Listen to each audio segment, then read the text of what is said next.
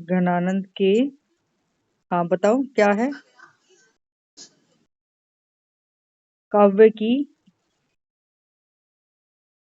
में व्यक्त सौंदर्य, ठीक है, व्यक्त सौंदर्य। Okay okay okay.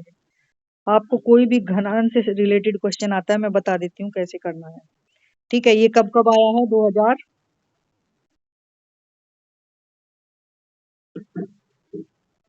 है।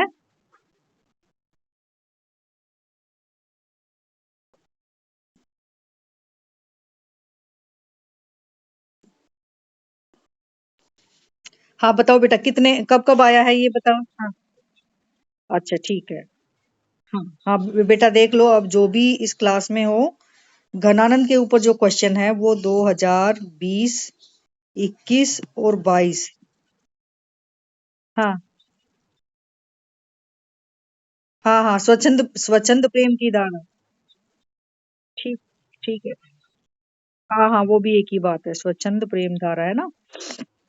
स्वच्छंद प्रेम, अगर ये वर्ड आता है ये भी, और जो है रीति मुक्त अगर आता है, रीति मुक्त के अगर ऊपर क्वेश्चन आता है तो भी आपको यही लिखना है। और आप बता रहे हैं कि 2020, 21, 22 तीनों में ये जो क्वेश्चन है रिपीट हुआ है। ठीक है, तो इस क्लास में आप जितने भी बच्चे हैं, आप इसको ध्यान से देखो, आज हम इस पर डिस्कस करेंगे। ठीक है, वैसे हम इस पर डिस्कस कर चुके हैं, यूनिट पढ़ चुके हैं हम। एक और स्टूडेंट आया है, उसको ले लेते हैं फटाफट से। आओ भाई आओ, फटाफट आओ बच्चों। हम्म, ठीक है, तो हम बात कर रहे थे घनानंद जी की। ठीक है, घनानंद के काव्य में व्यक्त सौंदर्य चित्रण। भाई ये आप क्लास में ना बीच बीच में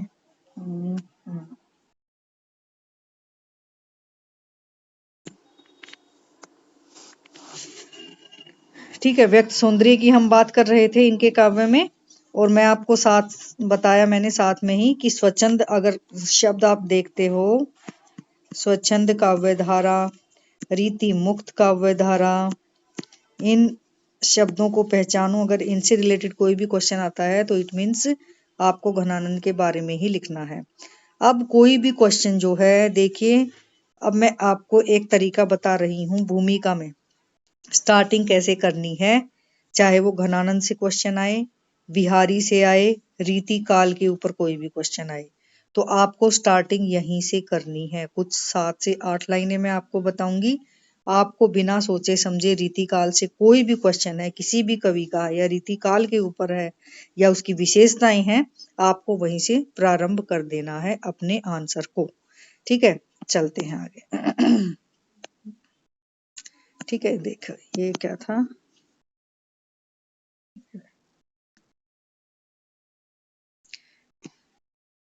देखो ये बच्चे ने बताया था कि ये 20-21 में आया है, इसको रब कर देती हूँ मैं फिलहाल।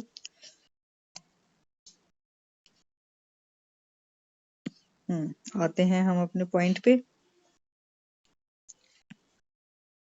तो हमारा क्वेश्चन ये है, ठीक है, इसको रब कर दूं मैं, बताओ जल्दी से।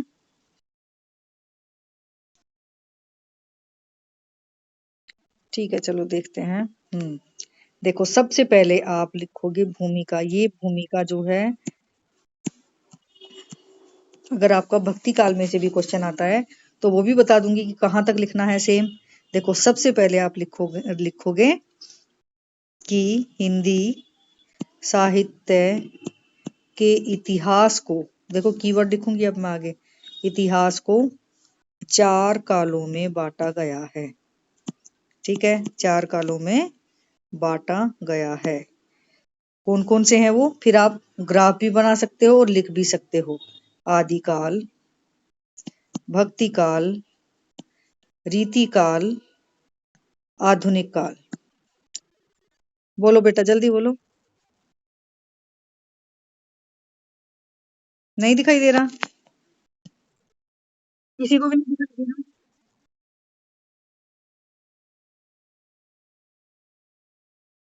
बच्चों सबको दिखा स्क्रीन? तो बेटा आपके फोन में कोई दिक्कत है?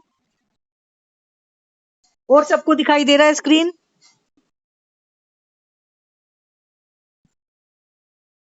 सबको दिखाई दे रहा है और सबको दिखाई दे रहा है एक बच्चे को छोड़ के? बोलो जल्दी से, किस किस को दिखाई दे रहा है?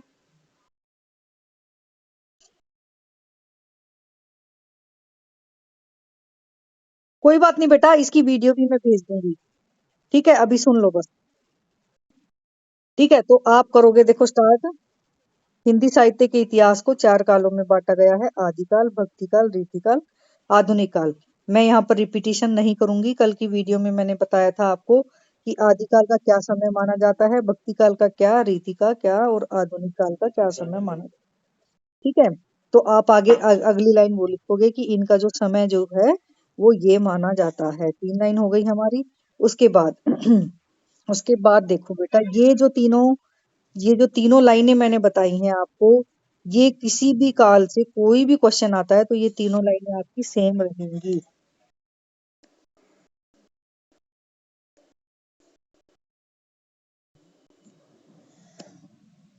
ठीक है, तो किसी भी काल से कोई भी क्वेश्चन आता है तो ये तीनों लाइनें आपकी सेम रहेंगी। उसके बाद जो क्वेश्चन आया हुआ है उसके अकॉर्डिंग आप अपनी लाइन बनाओगे।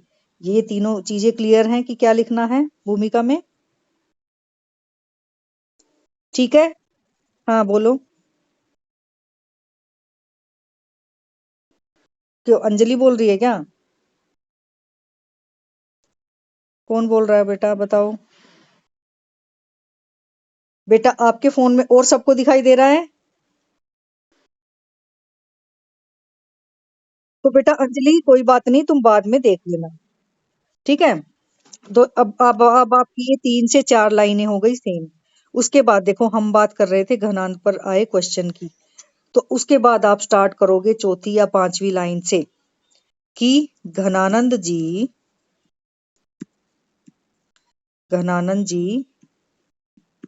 रीति काल के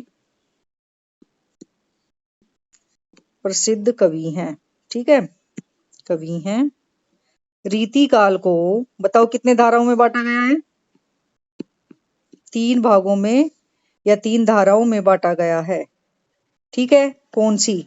रीतिबद्ध आपकी आएगी, रीति सिद्ध आएगी, और रीति मुक्त आएगी। ठीक है, इन 3 धाराओं में बांटा गया है। उसके बाद घनानंद जी कौन सी धारा के कवि हैं बताइए? हैं? घनानंद जी रीति मुक्त, वेरी गुड, रीति मुक्त धारा के प्रमुख कवि हैं। ठीक है, रचनाकार हैं, गुड। देखो हमारा हो गया, एक पैराग्राफ बन गया।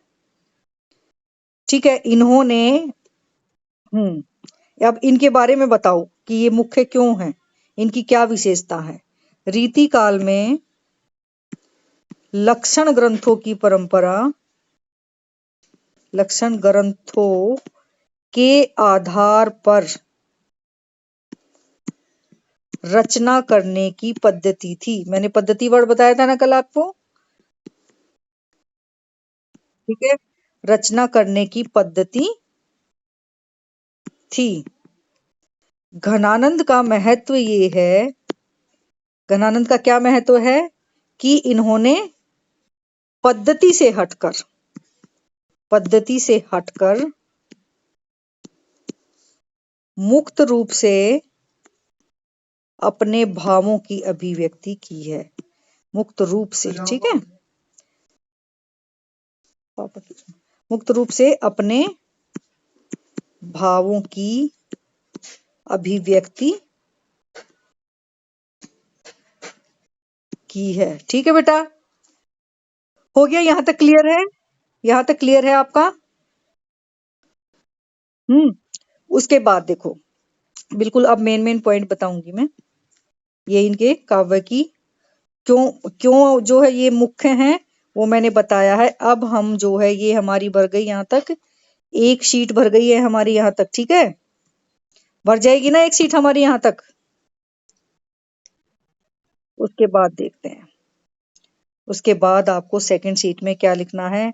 अगर 20 नंबर का 15 नंबर का क्वेश्चन आता है तो 3.5 से 4 पेज लिखोगे, 15 नंबर का आता है। अगर 20 का आता है तो 4.5 पेज आपको लिखने ही पड़ेंगे। और वो पेज आप कैसे कवर करोगे ये मैं आपको बता रही हूँ। ठीक है, कि देखो सब में संगीतकार भी थे। ठीक है, तो ये जो है फालतू की बातें नहीं लिखनी है हमें। हमें जो है अपना मेन जो क्वेश्चन पूछा गया ना उसी पे लिखना है। उसके बाद देखो, उसके बाद जो है सौंदर्य, सौंदर्य के जो वर्णन आता है, किसी भी कवि के सौंदर्य का जब वर्णन आता है तो उसका सीधा सीधा मतलब, अब देखो हमारा जो है सेकंड पैराग्राफ यहाँ से स्टार्ट हो रहा है। सेकंड पैराग्राफ, जब किसी भी कवि के सौंदर्य की बात आती है तो इट मीन्स मतलब होता है काव्य सौंदर्य। और काव्य सौंदर्य में मैंने बताया था काव्य सौंदर्य के 2 पार्ट होते हैं। ठीक है, क्या? भाव पक्ष और कला पक्ष, कला पक्ष या शिल्प पक्ष। अब देखो सेकंड पैराग्राफ हमारा हो जाएगा कि घनानंद, मान लो कबीर आता है तो कबीर लिख दोगे, जायसी आता है तो जायसी, सूरदास आता है तो सूरदास। ठीक है, घनानंद के काव्य में हमें भाव के स्तर पर, भाव के स्तर पर निम्नलिखित विशेषताएं देखने को मिलती हैं। निम्नलिखित विशेषताएं देखने को मिलती हैं या निम्नलिखित विशेषताएं हम देखते हैं। देखो अब हम आएंगे अपने भाव, कौन कौन से भाव उनके काव्य में व्यक्त हुए हैं। एक स्टूडेंट आया है,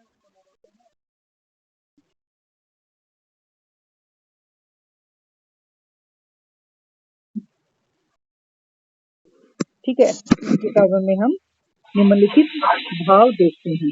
तो देखिए इनके काव्य में निम्नलिखित भाव कौन कौन से हैं।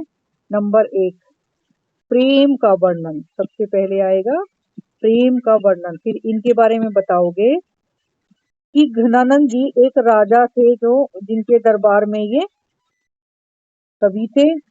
वहां पर जो है एक नर्तकी थी, इनसे इनको प्रेम हो गया था और उन्होंने इनके प्रेम को ठुकरा दिया था। तो उन्हीं की 2 लाइनों में ये तो लिखोगे, उन्हीं की याद में इनको, उन्हीं की याद में इन्होंने अपना प्रेम वर्णन अपने काव्य के माध्यम से किया है। क्लियर है first point? First point clear है सबको? बोलो भाई बच्चों। ठीक है, दूसरा श्रृंगार का वर्णन।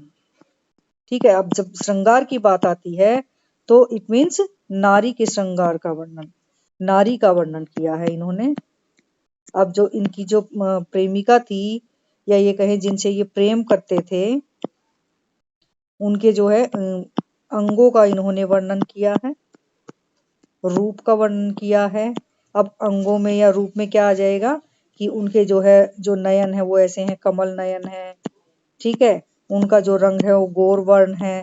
यानी जो नारी के सौंदर्य का वर्णन है वो इसमें आ जाएगा। साथ ही श्रृंगार का वर्णन आ जाएगा कि जैसे उन्होंने पायल पहनी है, ये इस तरह का वर्णन इनमें आ जाएगा। तो आप यहाँ पे लिखोगे श्रृंगार का वर्णन में कि घनानंद जी ने अपनी प्रेमिका या जिनसे वो प्रेम करते थे उनके रूप सौंदर्य का बहुत ही अच्छा वर्णन किया है। ठीक है, नेक्स्ट जो है आप लिखोगे कि ईश्वर, ईश्वर,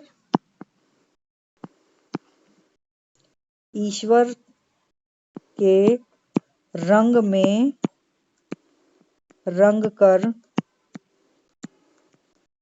अपनी भावनाओं की अभिव्यक्ति, अपनी भावनाओं की अभिव्यक्ति। देखो जो जो इन्होंने अपनी प्रेमिका का जो वर्णन किया है वो इन्होंने उनको जो है ईश्वर मानकर किया है कि ये कि जो मेरे जीवन का जो लक्ष्य है ना वो केवल अपनी प्रियतमा को ही पाना है।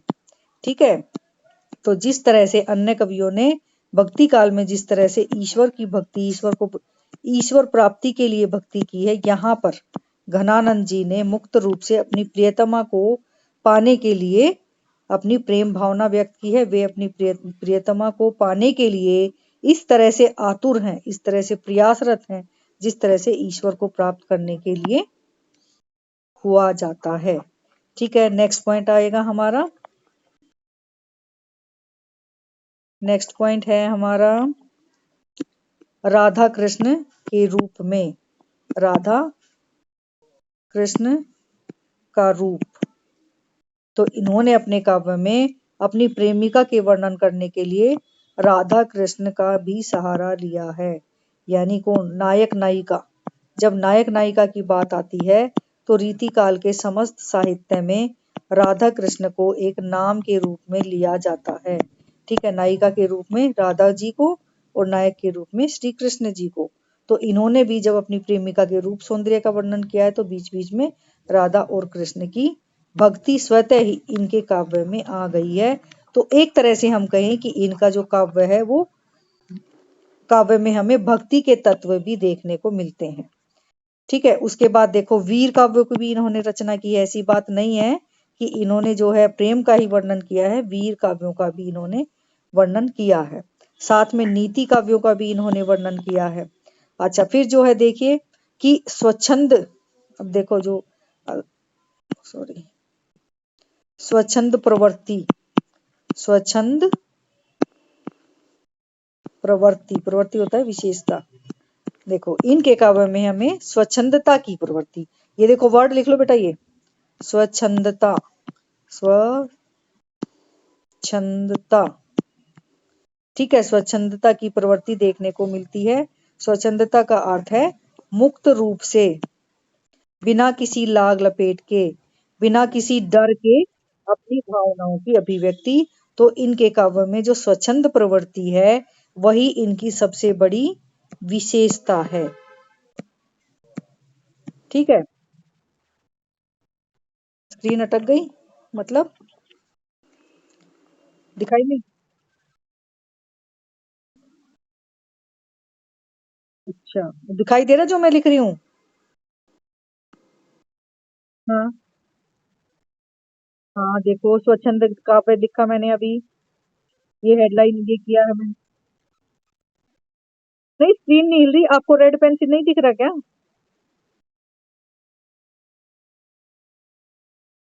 अच्छा अच्छा, ठीक है। अभी अभी देख, कोई नहीं बेटा, तुम बाद में देख लेना। देखो उसके बाद देखो हमारे 5-6 पॉइंट हो गए हैं। और उसके बाद देखो आप जब कला पक्ष लिखोगे या शिल्प पक्ष लिखोगे कि आप लिखोगे कि घनानंद जी की जो भाषा है, भाषा, घनानंद की जो भाषा है वो ब्रज भाषा है।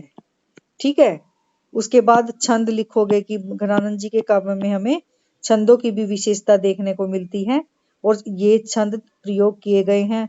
अलंकारों का बता दोगे। और जहां तक काव्य रूप की बात आती है, देखिए अब मैं आती हूँ आपके काव्य रूप पर कि घनानंद के जो काव्य में हमें जो काव्य रूप देखने को मिलता है, काव्य रूप वह हमें मुक्तक रूप देखने को मिलता है। मैंने आपको बताया था प्रबंध होता है और मुक्तक रूप होता है। तो हमें घनानंद के काव्य में जो काव्य रूप है वह मुक्तक देखने को मिलता है। उसके बाद देखो अब थोड़ा सा मैं नीचे जाऊंगी, आपका जो एसएलएम है। अब बताना मेरे को स्क्रीन दिखाई दे रहा है या नहीं दिखाई दे रहा है? अब स्क्रीन स्क्रीन दिखाई दे रहा है, मैं चला रही हूँ।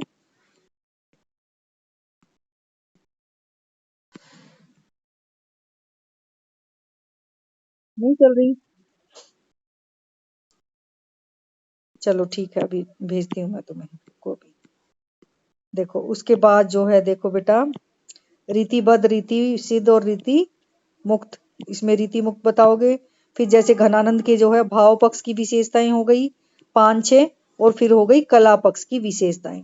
तो इस तरह से आपकी 10 से 12 विशेषताएं इसमें आप डाल दोगे, आपकी आराम से 10 से 12 विशेषताएं बन जाएंगी।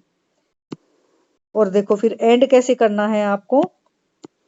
देखो ये रहा स्वच्छंद काव्य, ये आप यहाँ से सारा जो है, ये घनानंद के ऊपर कोई भी क्वेश्चन आता है तो आपका एसएलएम यहाँ से स्टार्ट हो जाता है। और जो भूमिका मैंने बताई है स्टार्टिंग में क्या लिखना है वो। ठीक है, देखो ये रहा भाषा, छंद, अलंकार, ये आपको यहाँ से ले सकते हैं कि रीति मुक्त काव्य में किस तरह से दिखाई पड़ता है हमें। ठीक है, अब देखो आगे जो है प्रमुख कवि जो है, देखिए घनानंद, घनानंद जी के बारे में थोड़ा सा आप यहाँ से ले सकते हैं। ठीक है, वियोग का वर्णन किया है इन्होंने। देखो प्रेम के भी दो वर्णन हमें देखने को मिलते हैं, संयोग वर्णन और वियोग वर्णन। देखो संयोग वर्णन क्या होता है बताओ। संयोग होता है जब प्रेमी प्रेमिका में कोई क्या कहें कि जब लड़ाई नहीं होती, ठीक है, उनके जो है प्रेम के जो पल हैं वे आपस में बिताते हैं। वियोग में क्या होता है, जब प्रेमी प्रेमिका आपस में बिछड़ जाते हैं। तो हमें इनके काव्य में प्रेम का वियोग पक्ष देखने को मिलता है। क्यों मिलता है वियोग पक्ष? क्योंकि जो इनकी प्रेमिका थी उन्होंने इनको जो है स्वीकार नहीं किया था, इसीलिए इन्होंने उनकी याद में वियोग वर्णन किया है। वियोग मतलब बिछड़ना, वियोग का वर्णन हमें इनके काव्य में देखने को मिलता है। ठीक है, तो इस तरह से आप बताओगे कि प्रेम वर्णन तो इन्होंने किया है, लेकिन प्रेम के भी दो पक्ष होते हैं और उसमें से वियोग का वर्णन इन्होंने ज्यादा किया है। ठीक है। उसके बाद देखो बेटा, बस उसके बाद आपका आपका जो है ये आ जाएगा, कॉन्क्लूजन आ जाएगा, निष्कर्ष आ जाएगा। और निष्कर्ष में आप लिखोगे कि इस तरह से हम देखते हैं कि संपूर्ण रीति काल में जो धाराएं चली उनसे अलग हटकर घनानंद जी की अपनी अलग विशेषता है। इन्होंने मुक्त रूप से काव्य की रचना की। सभी कवियों से इनका जो काव्य है वो हटकर है, क्योंकि इन्होंने बिना किसी दबाव के, बिना किसी लालच के इन्होंने रचना की। मैंने बताया था ना कि जो कवि होते थे वो राज दरबार में रहते थे, ठीक है, और वो जो है असरफियों के लिए, पैसों के लिए, अपनी रोजी रोटी चलाने के लिए काव्य की रचना करते थे, राजा को खुश करने के लिए, राजा की प्रशंसा करके जो है ज्यादा से ज्यादा अशर्फी प्राप्त करना चाहते थे। लेकिन घनानंद जी, हाँ, ये भी लिखोगे आप राजा जी का नाम। ठीक है, तो घनानंद जी की सबसे बड़ी विशेषता ये है कि इन्होंने किसी लालच में आकर काव्य रचना नहीं की, किसी राजा की प्रशंसा जो है इन्होंने नहीं की। इनका जो है असरफी लेना या धन कमाना इनका लक्ष्य नहीं था।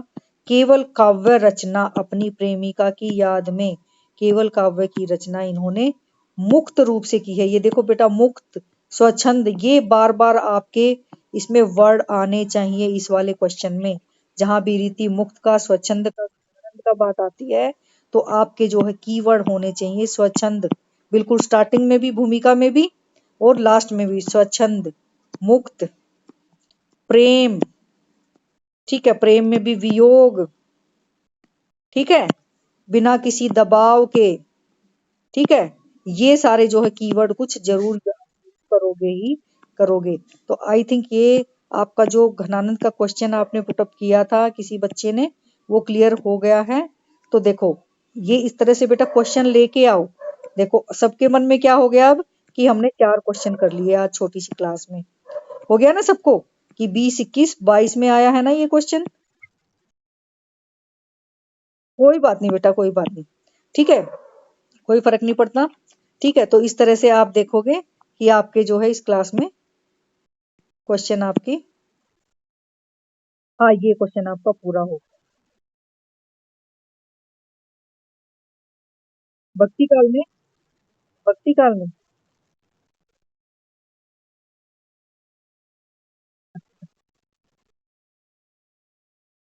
ठीक है बेटा, ये मुझे अलग से कराना, ये मुझे अलग से कराना पड़ेगा, आपके स्टडी लर्निंग मटेरियल में से कराना पड़ेगा भक्ति काल का। जब हम भक्ति का काल पे जो है तो दोबारा से हम अपनी रिवीजन करेंगे ना, तब हम जो है इसको कर लेंगे, क्योंकि इसके लिए हमें वहां पर जाकर मटेरियल लेना होगा भक्ति काल से। ठीक है, तो आज आपका ये देखो रीति काल आपका क्लियर हो गया है, वो भी स्पेशली गणानंद के संदर्भ में। ठीक है।